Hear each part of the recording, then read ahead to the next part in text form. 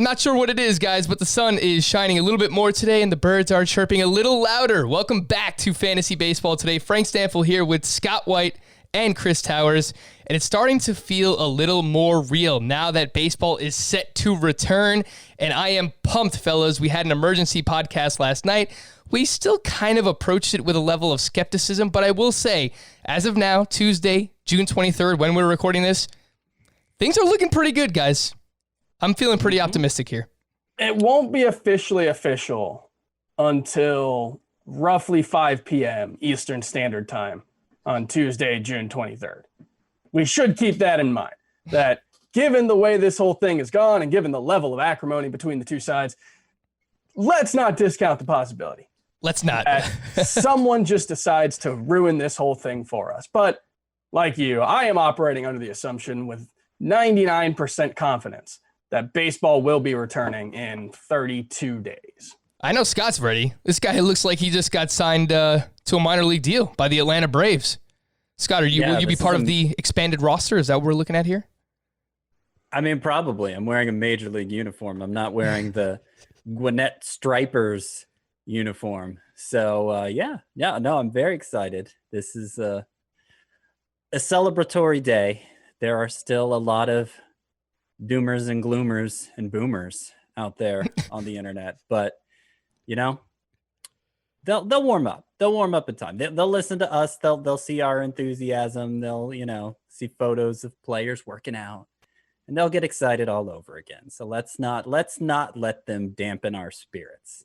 Absolutely. First of all, I want to welcome back any listeners and viewers to our Fantasy Baseball Today YouTube page. If you haven't noticed, we have a Fantasy Baseball Today YouTube page where you can actually see Scott White in his Atlanta Braves gear, and you can see, I assume, David Bowie, who is Chris Towers' cat, probably going to attack him at some point. But if you left during the pandemic, we want to welcome you back to Fantasy Baseball Today, and also want to thank everybody who stuck around over the past few months with us. Here's the upcoming plan. Basically, here on the show, we're going to get you caught up on all the latest news, all the rumors, everything that I'm reading on the internet, and we're going to try and answer as many of your questions as we possibly can.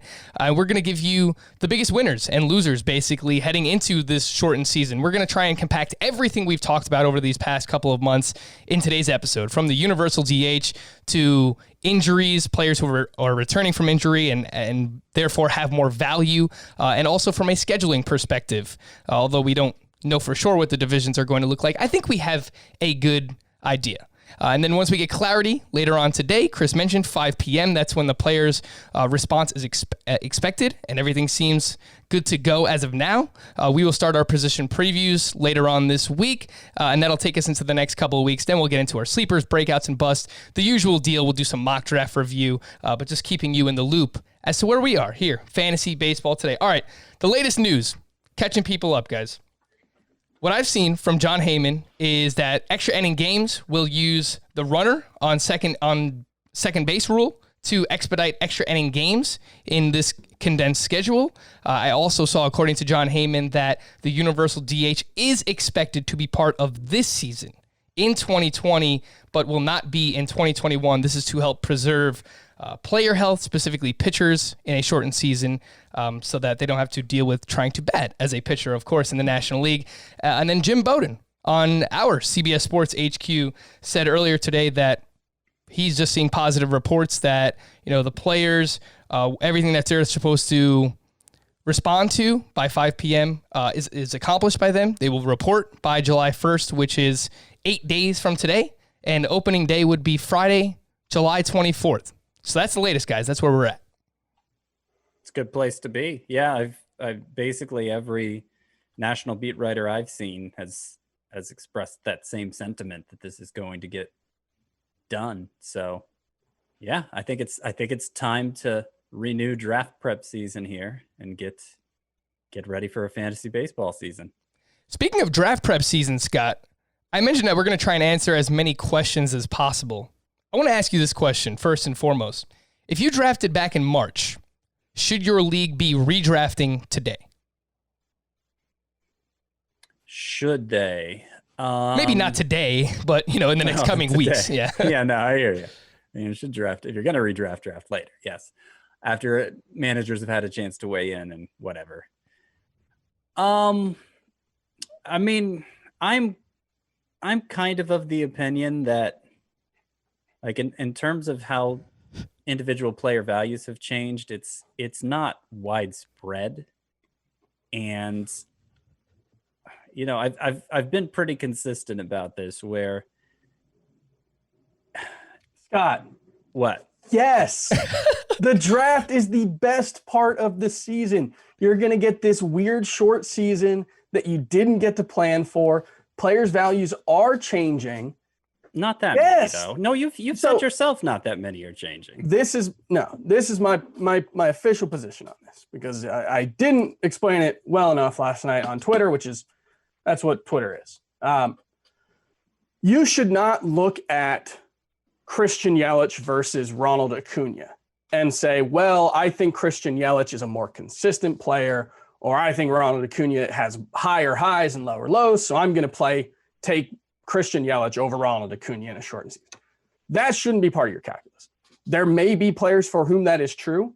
I have no confidence in my ability to accurately predict which ones it will be and won't be true for. However, you should be adjusting players potentially quite a bit based on population groups. And, you know, what I mean by that is like something as big as all pitchers. I think all pitchers basically move down, but also then you kind of get little subgroups.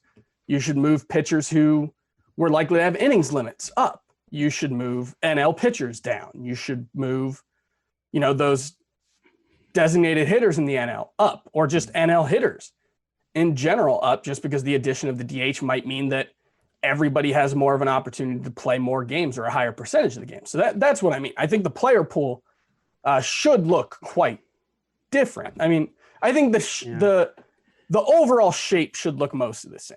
But I do think, you know, when you're talking about a 275, player pool in a regular 12-team league, you know, you start talking about some pretty significant changes that I do think you want to account for. And just, it's a completely different landscape.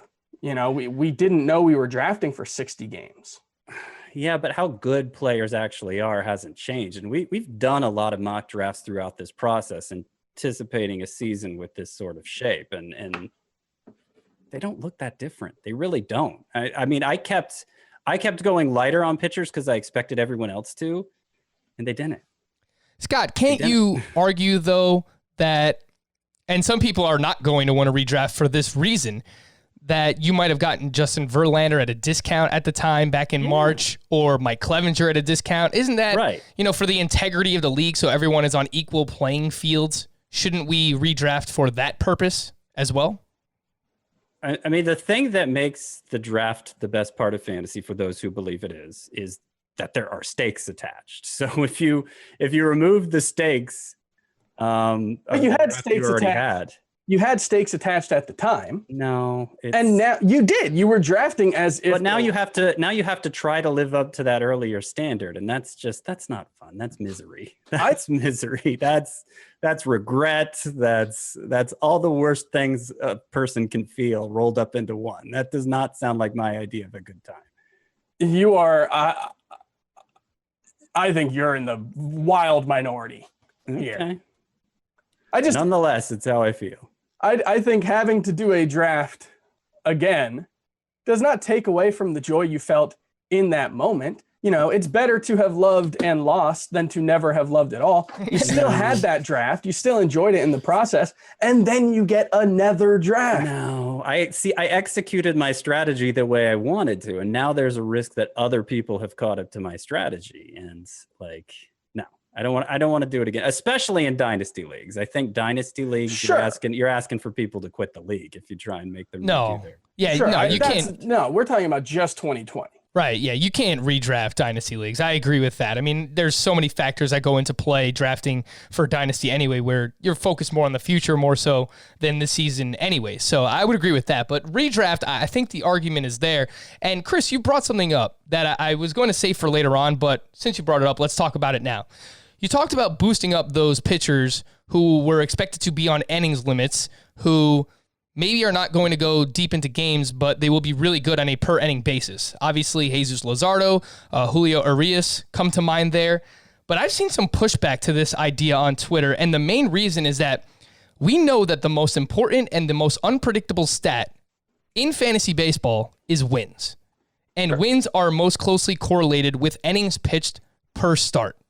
Sure. And if these pitchers are not expected to go deep into games, should we really be moving them up the board? Shouldn't we? I mean, I'm looking at the top 10 in innings pitched per game start last season. Verlander, Mike Minor, Shane Bieber, Garrett Cole, Jacob deGrom, Max Scherzer, Steven Strasburg, Clayton Kershaw, Zach Greinke, Lance Lynn. Jesus Luzardo and Urias are not going to go more than 5 innings pitched all that often. At least I don't think so. So I think you're going to have to take it. That's when you start to have to take things on a case-by-case basis. And you look at someone like Jesus Luzardo, who we think is going to be really good, but we don't know. Like, we're pretty confident he's going to be very good, but we don't know how he's going to do against Major League pitching. We don't know how, or against Major League hitting. We don't know how he's going to hold up to pitching every 5 days regularly. And he's only thrown 6 innings and I start twice as a professional. That's one where I do think you can say, okay, maybe Jesus Luzardo won't throw the innings you need, but he's sort of a special case. You know, there aren't that many pitchers who reach the major league level, even in today's era, with the kind of workload limitations that Jesus Luzardo would seemingly have. You know, Luis Urias is he's a tough case to figure out because Julio. Julio Urias. Sorry. I started typing Luis Urias as well. Julio Urias is a 23-year-old who made his major league debut in 2016 as a 19-year-old. So he was very much being treated with kid gloves back then. And then he's had a bunch of injuries over the last 2 seasons or the last 3 seasons before last year that have made it really hard to say one way or the other what his, ultimate workload would be. We've seen him throw 90 pitches in a major league game once last season, high 80s once, but is it because he couldn't? Is it because of the role the Dodgers wanted him to be in? These are really tough questions to answer. However, we should be more confident that Julio Urias can pitch at the major league level than Jesus Luzardo. Whether you think Jesus Luzardo has a higher upside, Julio Urias has proven that he can for, I think it's like 180 innings now. So he doesn't have that question mark. The question mark for him is that workload one. It's a fair one, but yeah, I would be more inclined to move Luzardo down, especially because Luzardo was relative. I would be less inclined to move Luzardo up than Urias, but I still am inclined to move both of them up because they're more likely to throw a higher percentage of team innings than they were before. However, that all being said, the differences that we're talking about in likelihood of wins between someone who might average 6.2, like the best pitchers win about half their games, maybe 2 or 3 more. But at this point in Major League Baseball, 20 game winners are pretty rare. You're talking about, guys who win 17 games out of 33 starts being among the league leaders. Well, you shrink that to 12 starts, all of a sudden, you're going to see these huge differences in value between a guy who wins 4 and a guy who wins 6 games.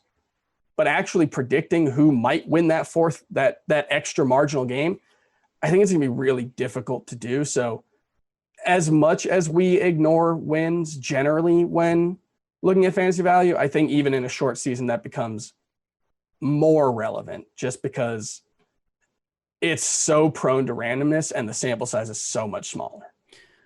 I do want to bring out something specific for Julio Urias, who I do, I moved him up a long time ago, anticipating a short season, obviously. But a unique concern for him, just given the Dodgers' surplus of major league ready starting pitchers. They were going to go with Urias and Alex Wood as their 4th and 5th starters heading into the season, but we were planning on usual Dodgers shenanigans, phantom IL stints, maybe pitchers moving back and forth from the rotation to bullpen, getting called up, sent down, that sort of thing. To incorporate Dustin May, Tony Gonsolin, at some point, maybe even Ross Stripling being part of a rotation. They're all going to be on the major league roster now. I mean, Stripling was probably going to be anyway. You got to assume May and Gonsolin with expanded rosters will be too. I think Kershaw is going to be fine. Buehler's going to be fine. Probably David Price is going to be fine. But Wood and Arias, I worry they're going to see like a piggyback situation with those other three, with May, Gonsolin, and Stripling, where like two of them are basically linked together and they both go 4 innings. That sort of thing. It's possible. The thing I will say is this is why you don't draft today. Yeah. Like Scott said earlier, if you are going to redraft, you should wait until, maybe Dave Roberts gets to summer training but I don't think we'll know that. We want a 5-man rotation. Yeah, but will he actually reveal that? Do you think he would actually reveal, hey, we plan to, marry these two pitchers together? Like, we'll let Arias go 3 or 4 innings, and then we'll let Dustin May go 3 or 4 innings. I don't think that they would. It's worth waiting and seeing if he does. Yeah. He might. He might. Yeah. We definitely don't know right now. We may not know in 3 weeks, but that it's more likely we will know something one way or the other. The Universal DH. I want to talk about some of the winners and losers with the Universal DH now in the National League. And I tweeted this out last night that, in my opinion, the biggest winners here were J.D. Davis, Dylan Carlson, Garrett Hampson, Austin Riley, Will Myers, Jay Bruce, Justin Smoke, and Ryan Braun, as well as Garrett Cooper and John Birdie of the Miami Marlins. As much as I do like J.D. Davis, and Scott, I know you love him too, there was some pushback because the Mets have a surplus. They still have Dom Smith. They have Cespedes if they want to try and find a way to get him involved. I just think J.D. Davis's bat is going to be so good that the Mets can't really afford to leave him out of the lineup. But then again, the Mets have done baffling things in the past, Scott.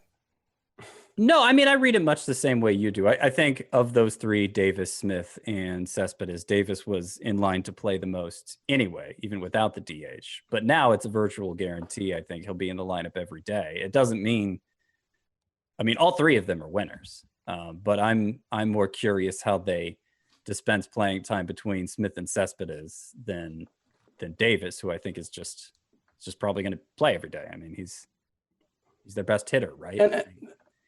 Who's better? Who am I missing? Like, I see the things about JD Davis that we like, and I agree that they are things to like about him, but like, I'm forgetting Alonso and McNeil. Okay, I just forgot people. That's and fine. Michael Conforto. Like, JD Davis had a really good 453 plate appearances last season. Let's not like overstate the case. He was a 27 or 26-year-old making his debut. Brandon Nimmo was the Mets' best hitter 2 years ago, and we saw what happened in 2019. He couldn't stay healthy, but he also couldn't hit. So lower confidence level. I think he's 2 years ago, but no, that's fine. Honestly, I just was trying to picture the Mets lineup, and I was blanking on who was in it. But so that's why I said he's their best hitter. I think the case is basically with it when it comes to a guy like that or a guy like Austin Riley is if you believe he's going to hit, the potential rewards are now even greater for that bet. You're, especially with those late round guys, your Austin Rileys, your JD Davises, your Justin Smokes, they're low risk bets that now carry even more reward potential because there's that opportunity that if JD Davis does hit like you think he does, or even if he's just a 280, a 280 hitter with a 25 homer pace, that's still a starting caliber player who's probably going to play every day for the Mets. Justin Smoke, I think he can be a 35 homer hitter with a 260 average. Those are guys who will be worth playing in fantasy. And that reward is now higher because if they do hit, they're going to play every day. Those situations will work themselves out. Yeah, it reminds me of, and I think he's just like a great example for the past couple of years, is Jesus Aguilar, right? Where you just kind of trust the skills and take a player who you think is a very strong offensive player, but maybe you have some concerns over the playing time. Once he started hitting, he got himself into the Brewers lineup every single day. A couple of years ago, obviously last year did not work out for Aguilar. I thought you were going the negative. No. On Aguilar. Well, but that also works. If Jesus Aguilar went into last season with no concerns about playing time, but he couldn't hit. It ultimately, like, life tends to find a way. Sometimes it doesn't. Sometimes it's just the Mets, and sometimes teams just have too many guys and there's a logjam anyway. But more often than not, the guy who hits is going to, or the guy who performs is going to be the guy who plays. And there are key places in the National League where I think you can. One we haven't mentioned, who I think is kind of interesting, is Steven Souza for the Cubs. He was their basically only significant addition this offseason, which, last year's only significant addition was Daniel Descalso. So it kind of tells you what the Cubs have been doing the last two off seasons. If he proves healthy, he was a viable fantasy option, and now he has the opportunity to play DH. So he's another guy I am looking at. That's much more in a 15-team league, though. Yeah. Yeah. What I want to touch on one point you mentioned there about life finding a way, because one of the curious things about this season is there's not going to be time for life to find a way. And so that's why it's kind of even more critical what managers are saying, to the extent you can believe it. Yeah. Heading into the season. And so that's why, I'm torn. I think it's obvious somebody like Dominic Smith's value goes up in this scenario. I think it's obvious somebody like Aristides Aquino's value goes up. You could make the argument Hampson and Sam Hilliard, their value goes up. But there are still, in those situations, it's not clear still how consistent their playing time is going to be. And at how soon will we find out enough to act on it? Yeah. The fact that you mentioned two guys for the Rockies as winners is probably a pretty good indication that they're certainly not big winners. That's just Colorado. It's so Colorado, too, because they have Ian Desmond on the bench, which wouldn't surprise me if they try to get him in. And they're always hesitant to, give their younger players consistent playing time. We've seen that consistently throughout, the past couple of years with the Rockies. And, Hilliard is not necessarily young, but he's 26 years old, and Garrett Hampson is not even 26 years old. So we're hoping that they earn playing time, and obviously in Coors Field, that'll help us a ton in fantasy. Yeah. And I'm hopeful because at the end of last season, once Hilliard got called up, it was basically a strict lefty-righty platoon with him and Desmond, with Desmond playing less often. So yeah, I'm hopeful that they'll just continue with that going forward. I mean, you'd still rather see everyday at bats from Hilliard, but in a 5 outfielder scenario, particularly if he's stealing bases, he'll have value. Who is your guys' personal favorite in terms of winners because of the universal DH? I think the player who I probably would move up the most, because obviously I was already really excited about J.D. Davis, it's probably Will Myers. I'm with you, man. I just don't have any questions about his playing time anymore. I don't have much interest in him in like a points league because he strikes out a lot. But he also walks a lot, which helps. Yeah, but I mean, the strikeout rate is pretty exorbitant, right? But yeah, I mean, the fact that even the last 2 years when his playing time was questionable, he continued to be a power speed threat. And so if he's doing that every day, I mean, he could, in a 60 game season, he could maybe approach like 10-10, which we're going to have to get used to saying numbers like that, I guess. But that's really good. That's like a double. A 27-27 pace, Yeah, and that's the thing with Will Myers is even when he's been a disappointment over the last couple of seasons, you look at that pace over the last 2 seasons and you stretch it out to 600 plate appearances, it still comes out to like high 20s in steals, high 20s in home runs. So that skill hasn't deteriorated. There have been other deteriorations, and I think there's probably still a risk that the Padres find a way to dump his contract. Well, that kind of stuff, I guess depends on each individual team's financial situation. But yeah, I think there's still a chance he's not on the Padres on opening day. But if he is, I do agree. He wins a lot. Justin Smoke's someone I've talked a lot about. I think he was one of the most unlucky players in baseball last season. His StatCast data was overwhelmingly excellent, and the results were very not.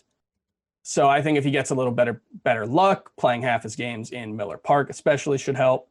And then Howie Kendrick, I still don't know if he's an everyday player with the DH. He might actually be the Nationals' best hitter, though. Justin Smoke, you mentioned it, 208 batting average and a 406 slug.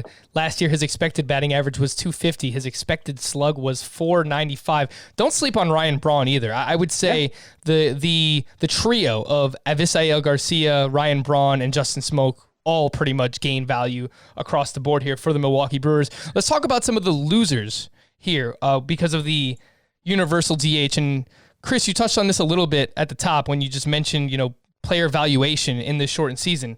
And Madison Bumgarner, Zach Wheeler, Aaron Nola are three that stand out to me. And I know that you did some research on this, but they lose a decent amount of their strikeout percentage because they are not facing the opposing pitcher anymore. So Madison Bumgarner loses 11.6% of his strikeout rate from last year. That came against pitchers. He loses that. Zach Wheeler lost 8.4%, and Aaron Nola will lose 8%. So those are three names that pop out to me that lose a decent amount because they're not going to be facing the opposing pitcher, Chris. Yeah, I'm trying to find the research now because I did look at what they did overall, and then once you take out versus pitchers, and yeah, I think the biggest loser in raw strikeout percentage last year, Merrill Kelly lost 15% of his strikeouts. Well, that doesn't really help us all that much. But then you do get to a couple interesting names in, the fourth largest percentage of his strikeouts came against pitchers, Madison Bumgarner. Fifth, Steven Matz. Steven Matz, not Steven Strasburg. And seventh, Mike Soroka. So those were all guys who lost right around 10 to 12% of their total strikeouts. Obviously that creates a different number for each player because Madison Bumgarner has a higher strikeout rate than Mike Soroka. But generally speaking, those were among the biggest losers when you take out pitchers. That being said, we don't know whether that's going to continue to be the case moving forward. This is the kind of thing that you're dealing with 50 plate appearance sample sizes for the most part. Yeah, about 50 to 60 for every 5-day starters. So you're talking about a very, very small sample size where, if Madison Bumgarner gets 3 extra strikeouts against a pitcher, it can skew the numbers pretty dramatically. And it might not necessarily be meaningful. So what I would suggest you take away from that isn't that you need to discount Madison Bumgarner X percent or Mike Soroka X percent, but is to keep in mind that what he did last season did feature that as well. And so, it might have been a little bit inflated. That's one of the ways in which their performance might have been inflated. And in Bumgarner and Soroka's case, I think there's pretty universal agreement that their production was inflated already. And so this might already be baked in to their expected production in 2020. I don't ever want to completely just cross a player off my draft board and say I won't draft him because everybody has a price. But I'm pretty close to that point with Madison Bumgarner. Moves away from AT&T Oracle Park. His career there, 2.72 ERA. Last year, a 2.93 ERA at home in San Francisco and a 5.29 ERA on the road. Of course, moves over to the Arizona Diamondbacks now, so will not have the same ballpark that he's pitched in for so many years. Scott, are you factoring this into your rankings or how you're valuing pitchers much, if at all? Not really. I basically agree with what Chris said. And I mean, for the specific pitchers we're talking about, there are just other factors, I think, that outweigh the amount of strikeouts they had against pitchers last year. Like, for example, I'm moving Bumgarner and Wheeler down a little bit, or I already have, because like they were guys who earned their ranking largely on just accumulation, the fact that they were going to out accumulate other pitchers ranked in the same range over a 162 game season. And obviously that is off the table. I mean, they might still pitch deeper than like a Jesus Luzardo on average, but they're going to make the same number of starts now. And I think it's pretty clear to me, I mean, to the extent you could say this about a rookie, that Luzardo is going to have better ratios. So it's easy to move guys like Bumgarner, Wheeler down. I mean, Trevor Bauer, move him down kind of for the same reason. So I'm not even like, that happens before you even get into any thought process about strikeouts against pitchers. And you know, just because of the way the starting pitcher position breaks down, there's only so much you can move them down. Here's sorry. Well, I was going to comment on a few of the others, but go ahead if you're playing off that point. Well, I just wanted to throw out another data point that I just discovered that it's definitely worth discussing. 1995, the last time we had a player strike, from the numbers that I was able to find, pitchers averaged 4.8 innings per start in the month of April. Now, that was only 6 days. I think it was April 25th was opening day. So it was only 6 or 7 days worth of numbers. But, you know, it was 6.1 in April of 1994 and 5.8 in April of 1996. And I think even in May of 1995, it was still like 5.8. So it was still significantly lower than you would expect. So there's also a possibility that we're talking about all pitchers averaging 4 innings per start in the month of July or for the first few weeks of the season, which, you know, at that point, maybe I'm not even being optimistic or pessimistic enough in moving pitchers down. Maybe it's a situation where it's time to start thinking about relievers as, you know, a significant part of your plan as well. It's hard to say, like, we don't, because it's not a perfect analog. 1995 players had no contact with their teams up until like April 3rd. And then the season started April 25th. So they basically had 3 weeks to rush through a spring training. Whereas in this scenario, we had a week and a half of a spring training. Then we had,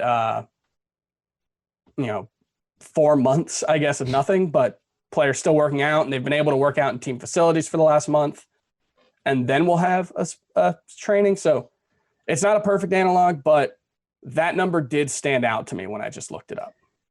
Yeah, I think it's safe to assume the average league-wide will be lower for that first month.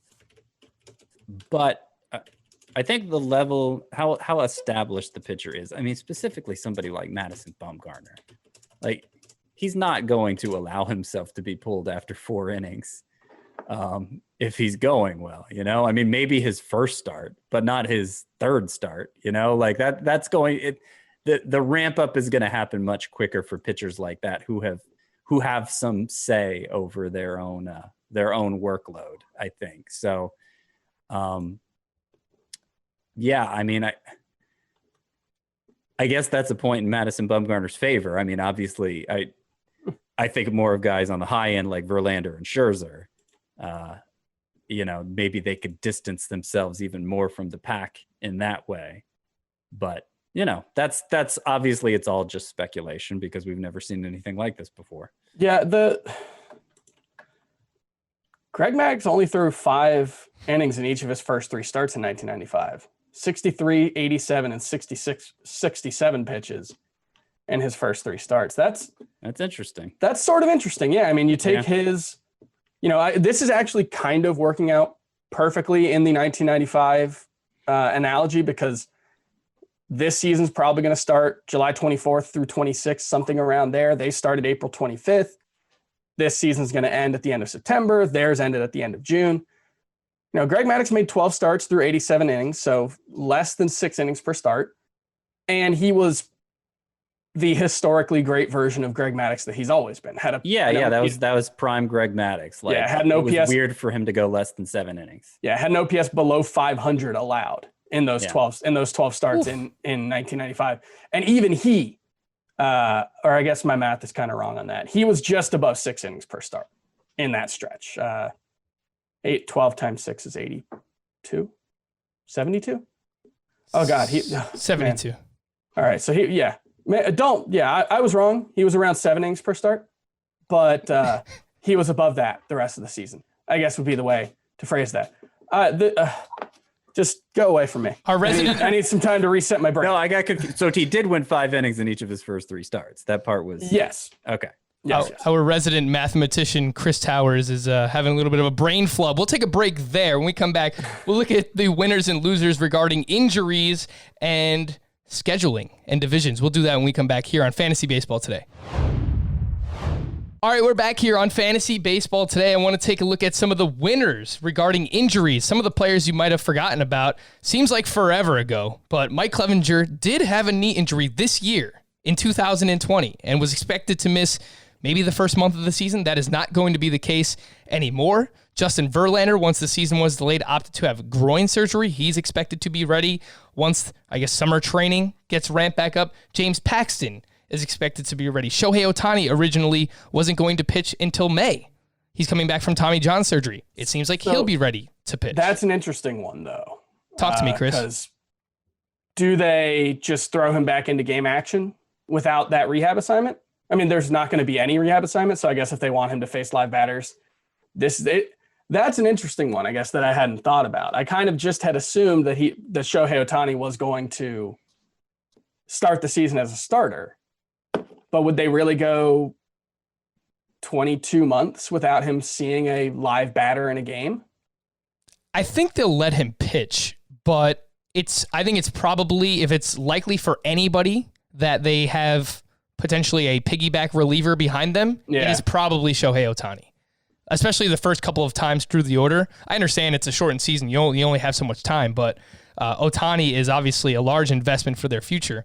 It wouldn't surprise me if the first 3 or 4 starts, he really doesn't pitch more than 3 or 4 innings. I could see something like that happening for Ohtani. Especially if Canning is healthy, because that would give them 7 viable starters. Continuing on with some of the winners, players you might have forgotten about who were injured. Cole Hamels is coming back from a shoulder injury. Rich Hill. I remember we did sleepers for each category, and Rich Hill was basically a sleeper for every one of the pitching categories: ERA, WHIP, strikeouts. It's just a matter of the guy staying on the field. 60-game season, probably has a pretty good chance. Some relievers here: Corey Knebel and Jordan Hicks, both coming back from Tommy John surgery. And some hitters that stand out as winners. Willie Calhoun had a fracture in his jaw. Got hit with like a 95-mile-per-hour fastball during spring training. Andrew McCutchen was expected to be delayed to start the season. And then Aaron Hicks is also coming back from Tommy John surgery.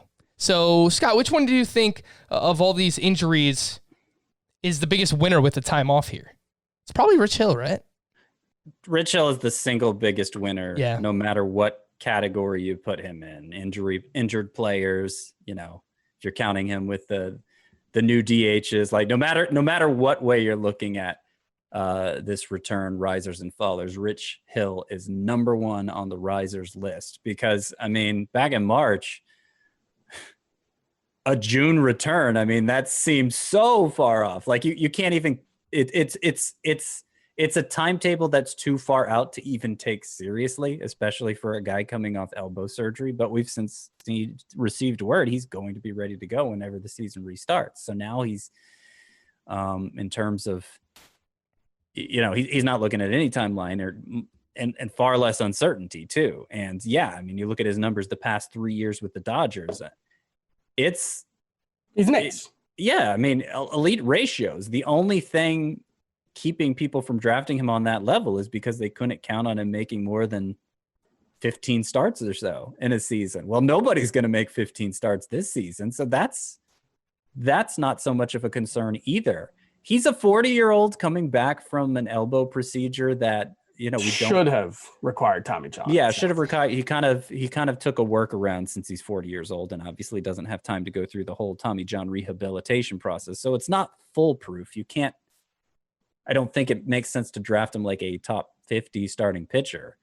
But a little outside of that, given the upside relative to the pitchers after that steep drop off at the position, I think he's an easy call. You got to take him there. I'm going to try and get him in as many leagues as I can. The thing about Rich Hill is if you just took his performance at face value, he's a top 20 pitcher. Mm-hmm. Like you would be drafting him in the Charlie Morton range. Top if 10. You just took what he did over the last handful of seasons when he was on the mound. So, it's sort of like what I was talking about with Giancarlo Stanton earlier in the offseason where, if he's healthy, I'm very confident he's going to be very good. And in Rich Hill's case, he's being discounted for the injuries fairly, but he's being really, really discounted. And we'll see where it ends up settling because there hasn't been that many drafts since this news broke. But, he's someone who should get drafted in every single league, every single format, except for NL only. So, yeah. I said top 10, Chris, because among starting pitchers with at least 400 innings pitched since 2016, his 3.00 ERA ranked 6th, his 10.6 K per nine ranked 9th, and his 1.08 whip ranked 8th. Yeah. So when he's on the mound, he performs like a top 10 starting pitcher. Another pitcher who we do have some worry about whether or not he's going to be on the mound and how consistently he will is James Paxton. Chris, last year James Paxton's ADP was inside the top 60. Right now, his ADP is 137. I wish Adam were here so we could talk about Tap Hap AMC, but do you think James Paxton is undervalued? At 137, yes. I don't think if you do a draft today, James Paxton's going to go 137th. I would guess he starts to go, in the top 100 over these next 5 weeks or so. Is that warranted? I can tell you, let's see, I put this together early June. So, we were anticipating a short season. We may have been hoping for more like 80 games than 60 games. Yeah. But I looked at between April 1st. So, April 1st, think back, that was when it was clear the season was going to be delayed a certain amount. Between April 1st and June 3rd, there were 149 drafts that took place on NFBC. So a significant number. Let me see, who are we talking about?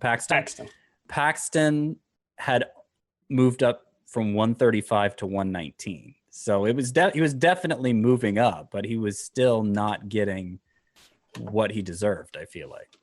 So we did a Roto mock draft, Scott, for a 50-game season. I want to say it was early June, and he went pick 107.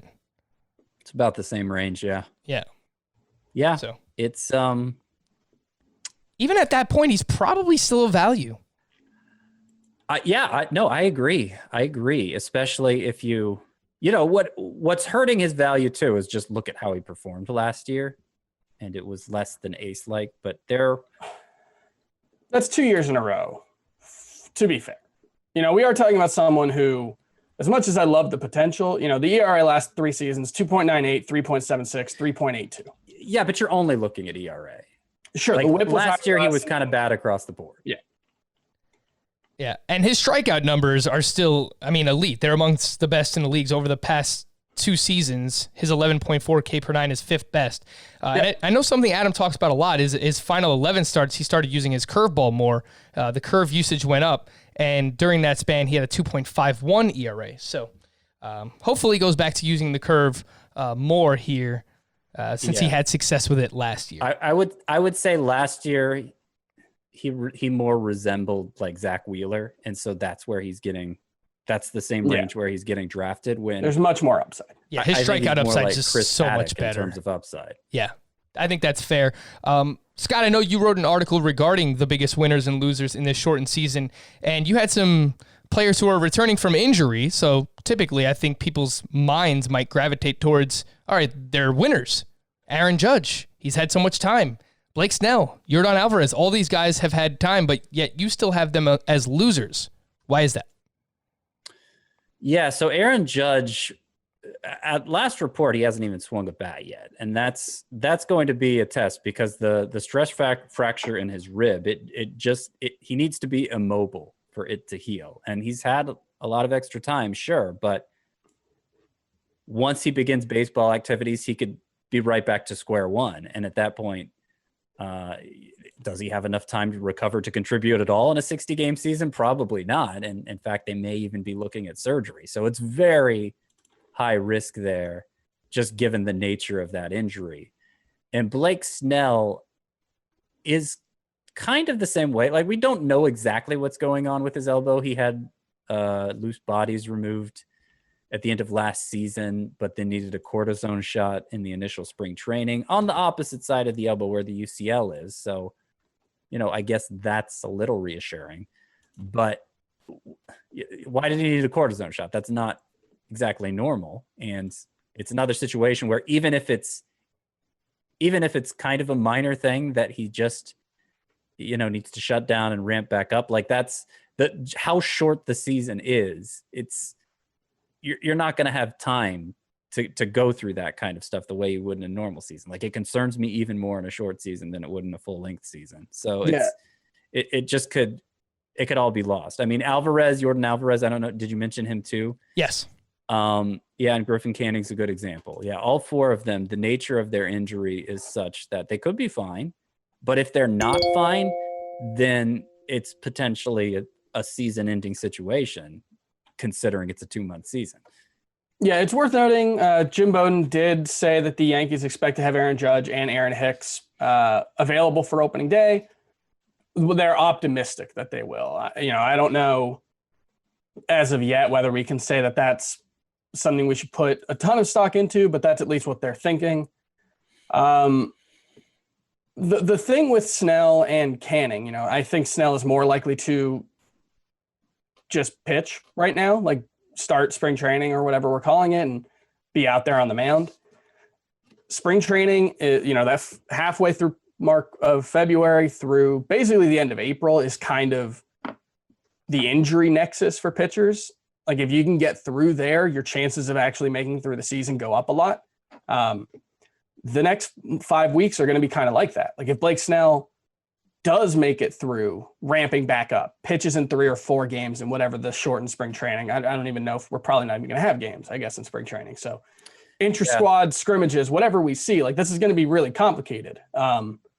We may not even have like full box scores on MLB.com. So I don't expect to. No. The whole thing is going to be very odd. But if Blake Snell does make it through there, and let's say he gets to his last start in that spring training and throws 65 pitches and has no issues from now, his stock should go up quite a bit from where it is now.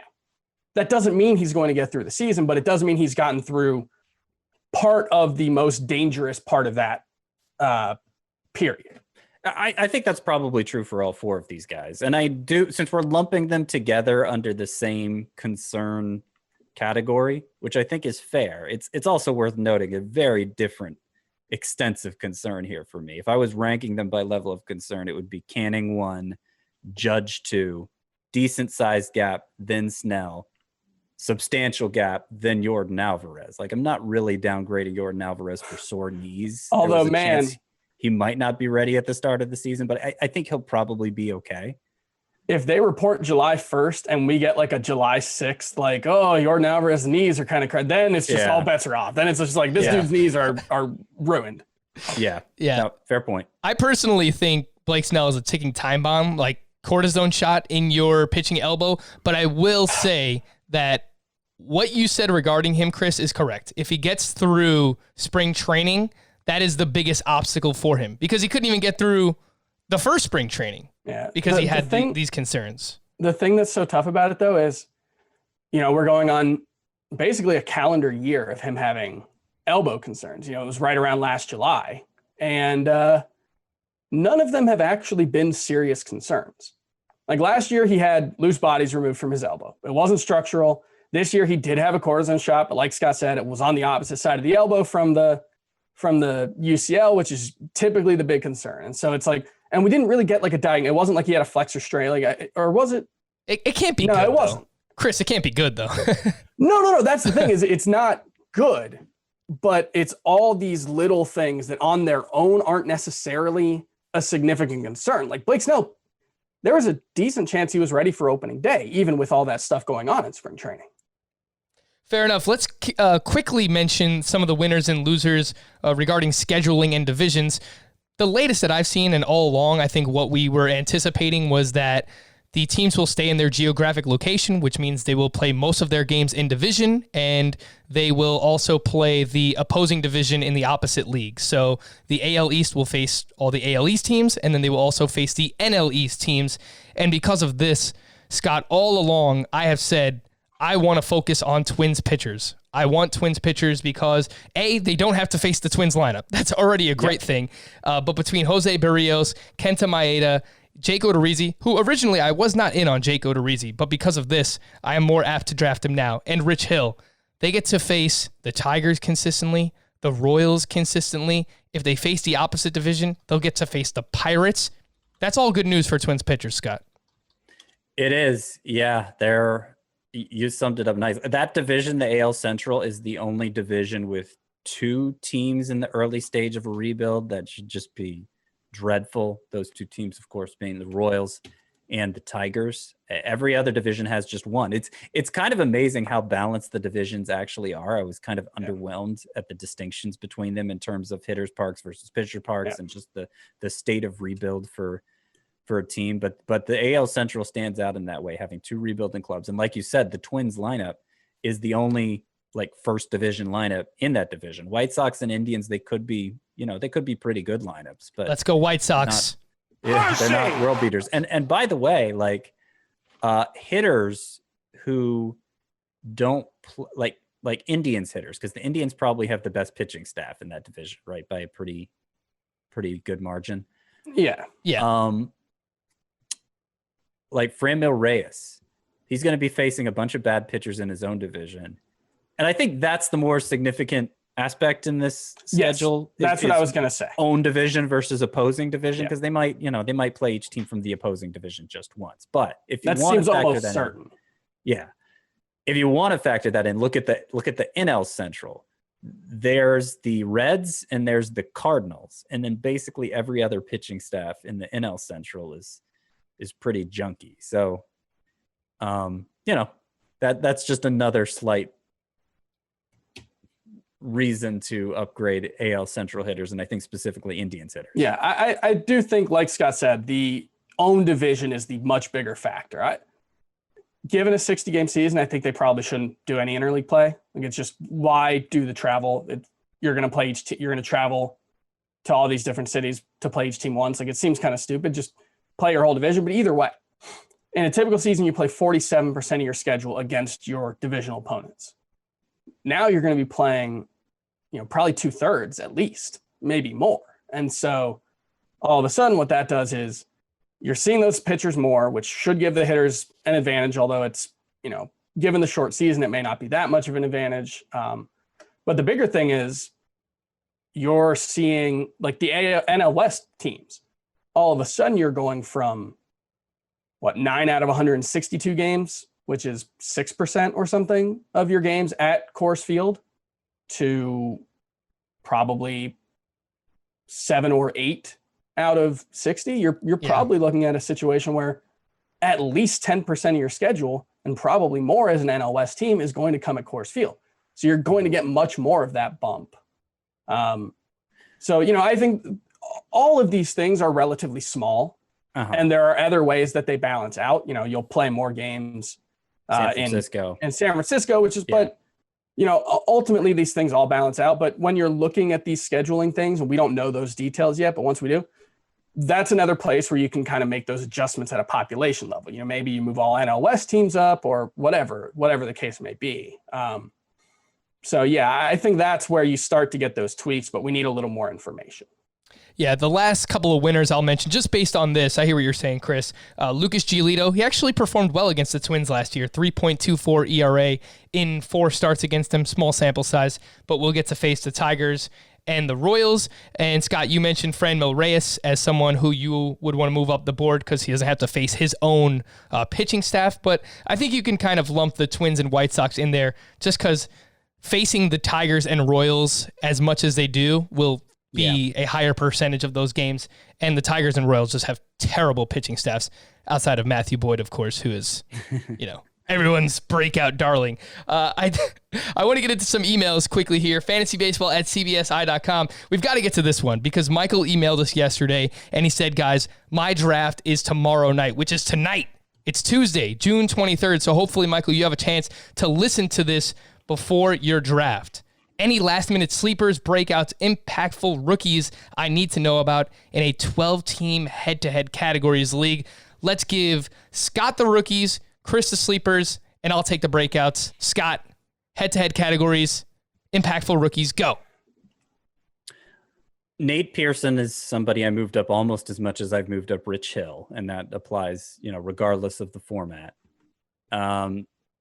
For a categories league specifically, I think it's very likely Nick Madrigal just starts out as the White Sox second baseman now, and he could be a great source of both batting average and stolen bases, which are two categories that are hard to fill for cheap. Dylan Carlson could be a 5-category player, and we expect him to play a lot. That basically tops the list. But Mackenzie Gore, I'm interested in hearing how legitimate his chances are of making the Padres rotation, because if he's in, he's, I'm going to rank him about where I do Jesus Luzardo. I think the impact could be similar there from Mackenzie Gore. Chris, you've got the sleepers. Yeah, a lot of the guys that we talked about earlier in that DH conversation, Justin Smoke, and especially I think Howie Kendrick in a head-to-head categories league, he could be a legitimate 4-category stud in that format. And then I'll throw out, guys we talked a lot about. Mitch Keller, going 256th overall. That's one that makes a ton of sense. I just forgot the name. I was going to say Will Myers, another guy we talked about earlier. Hunter Harvey, if you're looking for a closer candidate with some upside. And then that's it. There are a lot. I'll piggyback off you with Mitch Keller. Spoiler alert, he is in my Breakouts 2.0 column. And I found this little nugget last night. He threw 157 sliders in 2019, which posted a 26.8% swinging strike rate and a 50.5% chase rate. To put that in perspective, Verlander had a 24% swinging strike rate on his slider, and he had the best slider in baseball, according to Fangraphs pitch values, and a 53% chase rate. So Mitch Keller's swinging strike rate on his slider, small sample, was better than Justin Verlander's. So with Oscar Marin there, I think focusing more on those secondary pitchers, the slider and the curveball for both Mitch Keller and Joe Musgrove, two pitchers I really like. Zach Gallen, we talk a lot about as a breakout. Franmil Reyes, we just spoke about him. In a head-to-head categories league, I typically fade steals. So Willie Calhoun, Eloy Jimenez, Alex Verdugo are all names that I think could be breakouts this season. So there you go, Michael. Good luck tonight in your draft, although you should not be drafting this early. You should just kind of delay it 2 or 3 more weeks. This next one's from Tony. Listening to yesterday's podcast, you guys were having a conversation about position eligibility, and Adam was talking about a league where players were only eligible at their primary position. My league is somewhat in that vein. We've had this league going back to 2003, and we have a rule that a player needs to appear at the position played during the current scoring period or the previous scoring period in order to be eligible. That means guys that are traditionally multi-eligible might not be, depending on where they are playing. A guy like Whit Merrifield might still have eligibility at both second base and outfield if he is actually playing at both positions over the course of the week. So he just wanted us to touch on position eligibility. And we've received some other questions about this as well.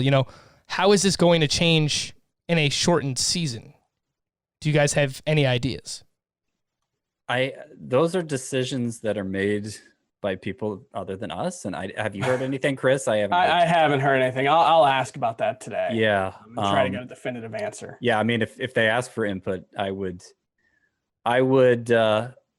don't think I would suggest changing it in season, because 5 is already such a low threshold. You don't want the threshold to be too low and like a fluke appearance at a position where a guy has no business actually playing. He becomes eligible there. But what's going to be, I think the bigger discussion is heading into next year. How many games, how many appearances at a position does it take to retain eligibility? And 20 is the CBS standard. I think maybe it should change to 10. So, if you're looking into that, your own league where you don't have to go with the CBS standard, that's what I'd recommend, is maybe keeping it 5 for in season, but changing it to 10 for next season. If not 5, I mean, you could lower it more than 10, but 5 is like the minimum I think I'd do. Yeah. I think I'd be okay with going 3 in season, 10 next season. Basically, this season is 3/5 of, roughly 3/5 of a full major league season, or 2/5 of a full major league season.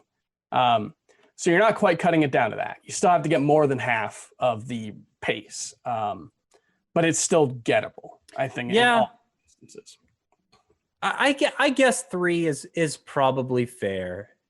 A fluke appearance, 1, I mean, that would not be good. 2, just to give you some buffer. 3, if a guy plays a position 3 times, his manager probably trusts him on some level there. I guess I could be talked into 3 instead of 5, but absolutely no lower than that. Doing some quick math, normally you need the 20 games for the next season's position eligibility. 20 out of 162 is roughly 12%, and 7 or 8 games in a 60-game season is right around 12, 13%. So you could lower it to 7 or 8 games for the following season's position eligibility if you have the ability to do that in your league. But that'll do it for today. Hopefully by the time we return tomorrow, everything is set and our baseball season is good to go. Again, 5 p.m. today. By the time we're recording this, it is still before 5 p.m. So you should know. And if you do, we'll be back with some position previews tomorrow. For Scott and Chris, I am Frank. Thank you all for watching and watching on the Fantasy Baseball Today YouTube channel. Make sure to subscribe to the FBT YouTube channel. Bye-bye.